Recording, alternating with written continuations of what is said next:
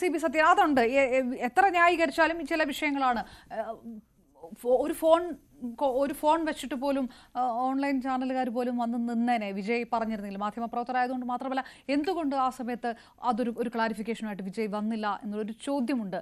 അത് വിജയിൻ്റെ ഒരു PR പറ്റിയ ഒരു പാളിച്ചയാണോ, അതോ അതിനപ്പുറത്തേക്ക് മറ്റെന്തെങ്കിലും? അങ്ങനെ ഒരു ക്രൈസിസ് വരുമ്പോൾ ഒരാൾ ഓടി ഒളിക്കുകയാണെങ്കിൽ സ്വാഭാവികമായിട്ടും അങ്ങനെ ഒരാളെ എങ്ങനെ മുഖ്യമന്ത്രി സ്ഥാനാർത്ഥി ഉയർത്തിക്കാട്ടുമെന്ന് ആ ചോദ്യം വിജയിന് തമിഴകത്ത് നിന്ന് സിനിമ ഫ്രറ്റേണിറ്റി അത് ചോദിക്കുന്നു, നടിമാരടക്കമുള്ളവർ ചോദിക്കുന്നു. എന്ന് പറയുന്നിടത്ത് ഈ നേരത്തെ പറഞ്ഞ പോലെ ഇതൊരു ഓപ്പർച്യൂണിറ്റി ആയിട്ട് വിജയ്ക്ക് എങ്ങനെ മാറും, അൺലെസ് വിജയ് BJPക്ക് കീഴടങ്ങുന്നില്ലെങ്കിൽ? അപർണ, ഇത് പൊതുവെ നമ്മൾ കോർപ്പറേറ്റ് ലൈഫിൽ പറയുന്ന ഒരു സാധനമുണ്ട്. അതായത് നിങ്ങളുടെ ബോസിന്റെ കയ്യിൽ നിന്ന് വളരെ ചൊറിയുന്ന ഒരു ഇമെയിൽ നിങ്ങൾക്ക് കിട്ടിയാൽ നിങ്ങൾ ഇമ്മീഡിയറ്റ്ലി വൈകാരികമായിട്ട് അതിനെ മറുപടി അയക്കരുത് എന്ന്. കാരണം അങ്ങനെ മറുപടി അയച്ചു കഴിഞ്ഞാൽ നിങ്ങൾക്ക് എത്രയും പെട്ടെന്ന് നിങ്ങളുടെ പണി പോയി കിട്ടും. അപ്പോൾ സ്വാഭാവികമായിട്ടും നമ്മൾ ചെയ്യുന്നത് 24 മണിക്കൂറിന് ശേഷം മാത്രമേ അത്തരമുള്ള ഭയങ്കര പ്രതിസന്ധിയുള്ള ലെറ്ററിന് മറുപടി അയക്കത്തുള്ളൂ. കാരണം അന്നേരം മാത്രമേ നമുക്ക് നമ്മളുടെ ഒരു നോർമൽസി റീഗെയിൻ ചെയ്തിട്ട് വളരെ പോസിറ്റീവായിട്ടൊരു മറുപടി അയക്കാൻ പറ്റുള്ളൂ. എന്ന് പറഞ്ഞതുപോലെ ഇതുപോലൊരു ദുരന്തം വരുന്ന നിമിഷം ആ ഒരു വൈകാരികതയിൽ, കാരണം വെച്ചാൽ വിജയ് ഇനി എത്ര നല്ല നടനാണെന്ന് പറഞ്ഞാൽ അയാളൊരു മനുഷ്യനാണ്. അപ്പൊ ഇത്രയും വലിയൊരു ദുരന്തം അയാളുടെ ഒരു സംഭവത്തിനകത്ത്, അത് ചെറിയല്ല, 1, 2, 3 പേരല്ല, 41 മനുഷ്യരാണ് മരിച്ചത്. അത്രയേറെ പേര് പരിക്ക് പറ്റി ആശുപത്രിയിലുണ്ട്. അപ്പൊ ഇതുപോലെ സമയത്ത് ഈ പറഞ്ഞതുപോലെ പുള്ളി നടത്തുന്ന ഏത് പ്രതികരണത്തിലെ തെറ്റിപ്പോകുന്ന ഒറ്റ വാക്ക് പോലും വിജയുടെ ഇത്രയും നാളുടെ പ്ലാനിങ്ങിനെ അട്ടിമറിക്കും. മനസ്സിലായോ? അപ്പൊ സ്വാഭാവികമായിട്ടും അവര് ലേറ്റ് ആയാലും ഏറ്റവും കെയർഫുൾ ആയിട്ടുള്ള ഒരു റിപ്ലൈ മാത്രമേ ഇടുകയുള്ളൂ. നമ്മൾ അത് ഒരു സ്ട്രാറ്റജിയാണ്, അല്ല അതിനകത്ത് വൈകാരികതയ്ക്കൊന്നും ഒരു സ്ഥാനവുമില്ല. ഇത് വളരെ ക്ലിയർ ആയ പൊളിറ്റിക്കൽ സ്ട്രാറ്റജിയാണ്. അങ്ങനെ ചെയ്യൂ. അപ്പൊ അതിനകത്ത് നമ്മൾ ഇത് അങ്ങനെ ചെയ്യാമായിരുന്നു എന്നൊക്കെ നമുക്കൊക്കെ വ്യക്തിപരമായ അഭിപ്രായങ്ങൾ പറയാം എന്ന് മാത്രം. അപ്പം അത് വിജയ് ചെയ്യണമെന്ന് നിർബന്ധമൊന്നുമില്ലല്ലോ. അപ്പൊ വിജയ് എന്തിനാണ് ഇത് ചെയ്തത്, 3 ദിവസം കഴിഞ്ഞിട്ട് വന്ന് ചെയ്തതെന്ന് ചോദിച്ചു കഴിഞ്ഞാൽ വളരെ കൃത്യമാണത്.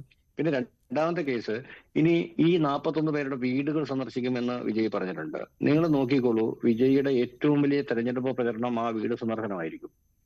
കാരണം ഇതിന്റെ ബഹളമൊക്കെ ഒന്ന് തീർന്നു കഴിഞ്ഞാൽ ഈ 21 വീടുകളിൽ എത്തിയിട്ട് അവർക്ക് ഈ പ്രഖ്യാപിച്ച 20 ലക്ഷം രൂപ എത്തിക്കുകയോ അല്ലെങ്കിൽ അതിന് മുമ്പ് തന്നെ എത്തിച്ച ശേഷം അവിടെ വരികയോ ഒക്കെ ചെയ്യുന്നത് ഈ ഓരോ പ്രദേശത്തെ ഒരു വലിയ സംഭവമാക്കിയിട്ട് അവർ മാറ്റും.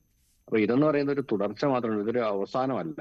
ഓക്കെ, ഇനി മൂന്നാമത്തെ കേസ്, ഈ അമിത്ഷായുടെ കോള് എടുക്കാതിരുന്ന വിജയ്, അമിത്ഷായുടെ കോൾ എടുത്തിരുന്നെങ്കിൽ നല്ലതായിരുന്നു എന്നൊക്കെ മോഹൻ വർഗീസ് അടക്കമുള്ളവർ പറയുന്നത് കേട്ടു. പക്ഷെ ഞാൻ പറയുന്നത്, വിജയ് ഈ സമയത്ത് BJPയുമായിട്ട് കൂട്ടുചേരാൻ തീരുമാനിക്കുകയാണെങ്കിൽ വിജയുടെ രാഷ്ട്രീയ ആത്മഹത്യയാണ്. കാരണം എന്ന് വെച്ച് കഴിഞ്ഞാൽ വിജയ്ക്ക് ഒറ്റയ്ക്ക് നിൽക്കാനുള്ള മുഴുവൻ കരുത്തുകൊണ്ട് വിജയിനെ കാണുന്ന ധീരനായക പരിവേഷമുണ്ട്.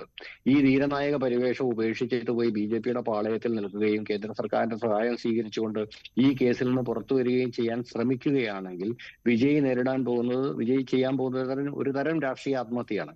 കാരണം വിജയ്ക്ക് വീരനായക പരിവേഷം നിലനിർത്തിക്കൊണ്ട് ഈ എല്ലാ പ്രതിസന്ധികളെയും സധൈര്യം നേരിട്ടുകൊണ്ട്, നിങ്ങൾ എന്തിനെ എന്റെ കൂട്ടാളികളെ അറസ്റ്റ് ചെയ്യുന്നു, നിങ്ങൾ എന്നെ അറസ്റ്റ് ചെയ്യൂ, ഞാൻ തൂക്കുമരത്തിലേറ്റാൻ തയ്യാറാണ് തുടങ്ങിയ നാടകീയ ഡയലോഗുകളും ഒക്കെ ആയിട്ട് ഇതിനകത്ത് ഇടിച്ചു നിൽക്കാൻ തന്നെയാണ്, അല്ലെങ്കിൽ അതിൽ മാത്രമാണ് നിലവിൽ വിജയിന്റെ ഭാവിയുള്ളത്.